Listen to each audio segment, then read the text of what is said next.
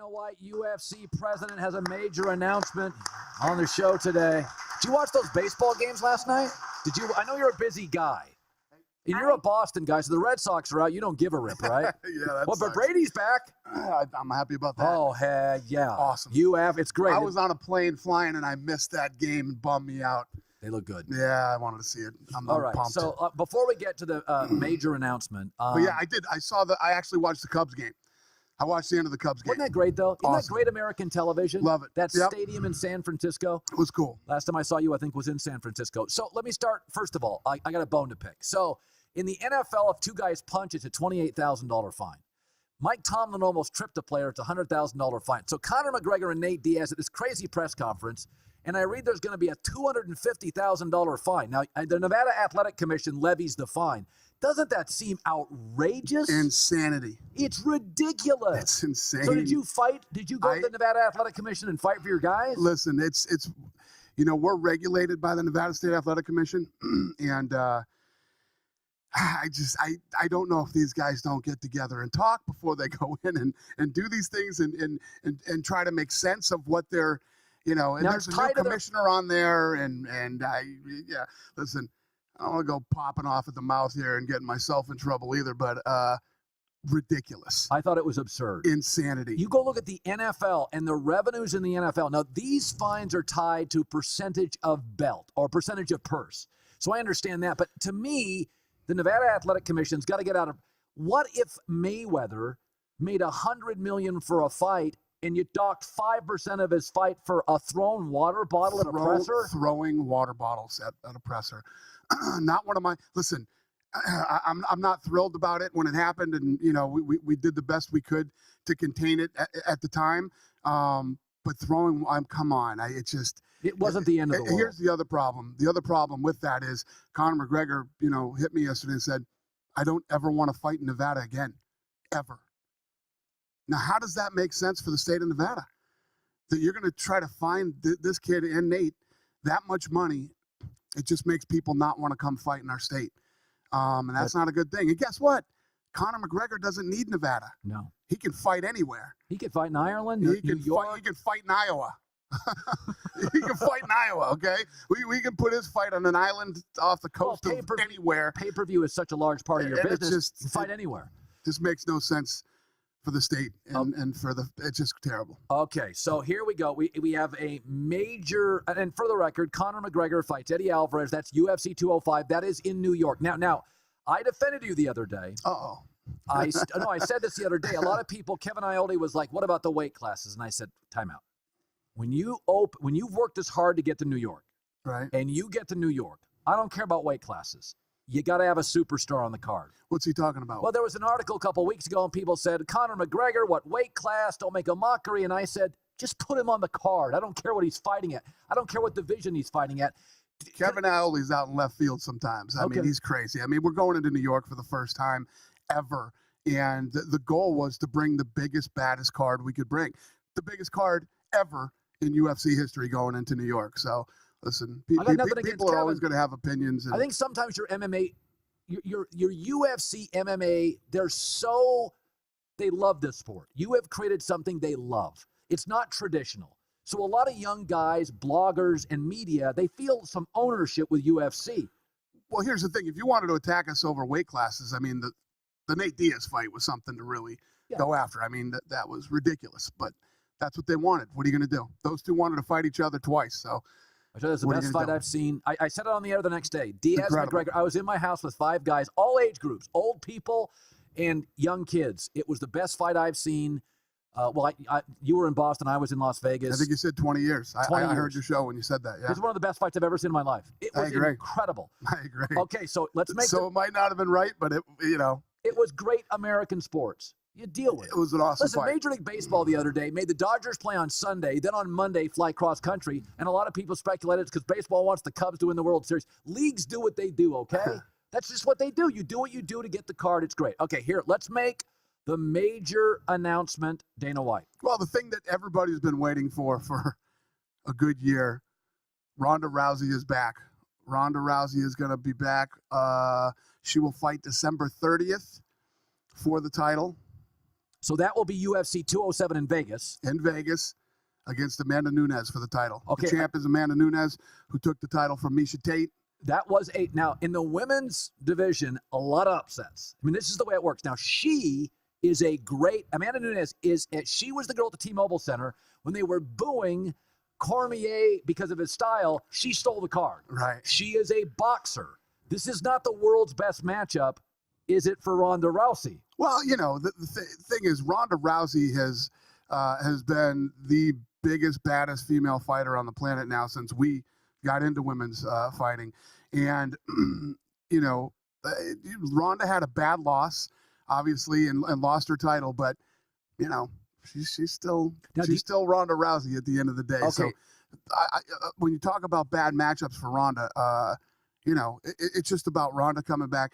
Everybody, wins or loses, it happens, I don't think anybody saw that coming, Ronda losing anytime soon, Well, which is what made it so shocking when it happened. But let me tell you what, she's do you think psychologically she's in a good spot? Oh, 100%. It was never really about a psychological problem with Ronda. The thing with Ronda is she wanted time off. She said, I want to go away and I want to relax. But this girl worked hard for us for 3 years, nonstop, fight after fight, promotion after promotion. And she wanted time off. And in this sport, I say it all the time. If you even hint to I want to retire or I want time off, you need to do it in this sport. Because you got to be all in. You got to be all in this sport, man. You got to be all in. You got to be a killer. You got to want it, and you got to want to be a world champion. All right. So we have 205 is November 12th in New York City. And Ronda Rousey now will fight in 207 in Vegas. That's the end of the year. That's December 30th in Las Vegas. That's a huge card. Now, some say Chris Cyborg, physically imposing. Why doesn't Rousey fight Cyborg? Why this fight? Yeah, I actually, I know that Cyborg wants that fight. Ronda wants that fight too. So Ronda's plan right now is to come back and try to win her title back. And if that happens, the Cyborg fight will definitely happen. Now and I said this the other day, is that I saw this in boxing. Ali was a star. Larry Holmes wasn't. They were both champs. Right. Conor McGregor's a star. Nate Diaz is a hell of a fighter. That some people have said with Cyborg, well, it's not fair. Ronda Rousey's getting star treatment. What would you say to those people? Because I said the other day, Ronda Rousey's a star. Tom Hanks is a star. Not every actor's a star. Ronda Rousey's a mega star. She's not even a star. Tell our audience how big she is that I wouldn't know. Massive. I mean, let me put it to you this way. This is always the best way I can explain it. Every time we go to Brazil, all the Brazilians want are Brazilians to win. They boo everybody, no matter who they are, what's going on, they boo everybody. When Ronda Rousey went down there, she's the biggest. I mean, Anderson Silva, any of these guys that were huge stars in Brazil, when we went down there at Ronda, it was the biggest thing we've ever seen. And all of the Brazilians were cheering for Ronda instead of the Brazilian, fighter. You and the Fertittas bought this sport. I wrote about it in my first book for $2 million, and we all know about the sale now. It's $4 billion. And I have speculated that it wasn't a cash buy. There's some equity here. And in order for that to pay off, you'll probably have multiple deals with multiple networks, and you'll need pay-per-view to potentially add 30, 40, 50% or double to pay those bank loans. That's the way the world works. You got a lot of money, and the Fertittas did, and God bless both of you. But if I own it and I got bank notes, those pay-per-views become really big. And I speculated, and I have for the last 2 months, that I have a sense, and I'm okay with it totally, Dana. Professional wrestlers, Brock Lesnar, NFL players. I said this a month ago. I said, don't be shocked if you see retired NFL players, professional wrestlers, somewhere on these cards. Maybe not the headline event, but I'm okay with it because this is the world we live in. So I hear a story about Greg Hardy. And Greg Hardy's like, okay, I want to go. Where do you stand on a guy like Greg Hardy wanting to be an MMA fighter with the baggage he has? Well, there's been situations like Brock Lesnar who came in and wanted to do it, and obviously that one turned out well. We've had the CM Punk thing. It just depends. I wouldn't say that I'm looking for, retired NFL players for pay-per-view or anything like that. I just don't know what the real interest is in seeing some of these guys fight, or if it even makes sense. CM Punk, was he good business? Yeah. I mean, is CM Punk going to be a guy who is going to, stay in the UFC and continue to fight? I probably not, but he wanted to try it. I like the guy. I respect the guy. Smart dude. He wanted to fight in the UFC. He wanted to do it. He trained for 2 years, and he did it.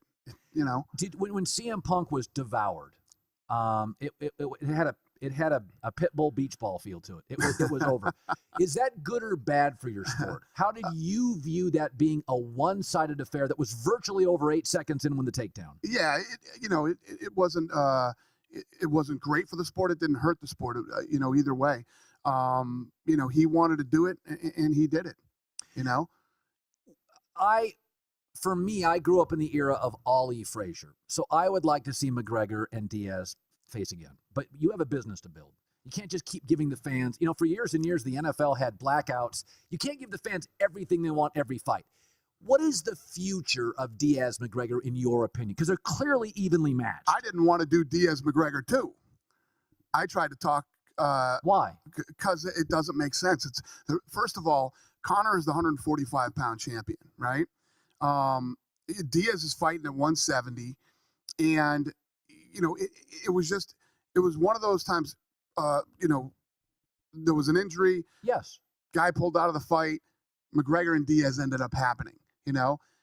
It's a fight that probably shouldn't happen because of the weight classes. And then after it happened, they both wanted to do it again.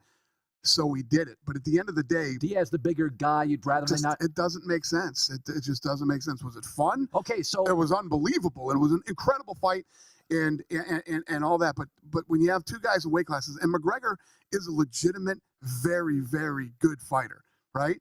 And you can only have so many of those wars in your career, and it just makes no sense to do. So you've talked McGregor out of it. You said, Conor, to extend your career, he's a 25-pound heavier fighter. I tried to talk McGregor out of it the second time, and he wasn't having it. He wanted that fight, and he wanted that fight at 170. It happened. They're 1-1. It's a fight that, it doesn't need to.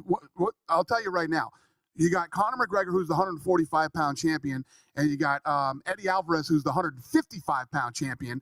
Those two are going to fight for the 55-pound belt. That's a great fight, and that fight makes sense. Okay, so the huge announcement, again, is Ronda Rousey will fight the champ, Amanda Nunes, who's a great boxer. And great on the ground, too.